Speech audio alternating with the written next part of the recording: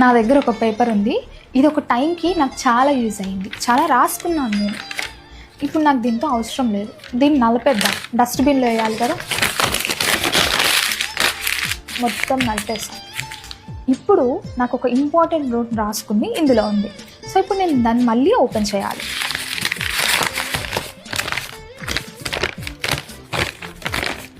చేసా, కానీ ముందులా కనిపించినంత క్లియర్గా నాకు ఇప్పుడు ఇక్కడ వర్డ్స్ కనిపించట్లేదు.